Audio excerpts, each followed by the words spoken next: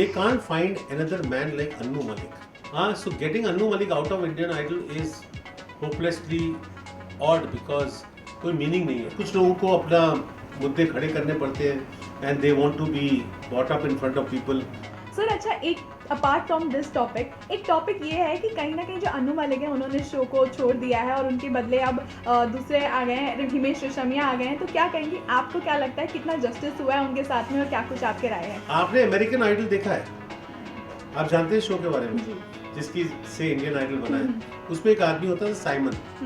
If you notice, Simon was the main thing. उनका aggressiveness, बात करने का स्टाइल, ये they can't find another man like Annu Malik. Annu Malik is just not a simple music director. He is a PhD in politics. He is a very well educated man. और उनको एक पता है और उन्होंने छोटे से सिंगर्स से लेके बड़े सिंगर्स को गवाए अपने गाने. उस ज़माने में जब इलेक्ट्रॉनिक्स अवेलेबल नहीं होते थे, बाजे पे सिखाए, एक एक तान बाजे. He has that magic in him and he knows how to present. तो अगर आप अन्नू मलिक को इंडियन आइडल से निकालते हो तो you take out the main criteria of Indian Idol. It looks empty. You know, that grace is not there, that shock value is not there, the masti is not there. That is Annu Malik. So getting Annu Malik out of Indian Idol is hopelessly odd because कोई meaning नहीं है. और कोई meaning होने के लिए there should be a reason which is according to me valid very much in public eye. If you take a public vote, I think public will say put him back on.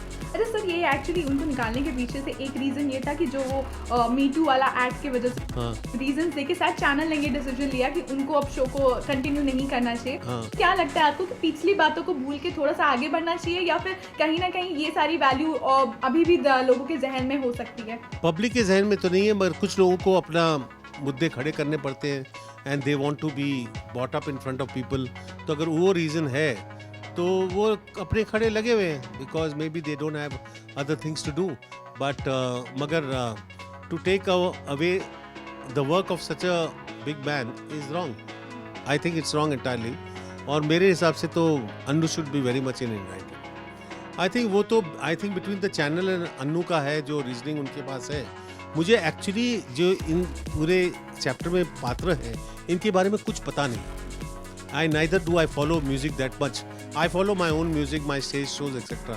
So I do not follow this particular this. I have heard about it, but I don't know much about the whole thing. I don't know these people also who are involved. But I see that there is nothing actually happening, which is the reason for him to go.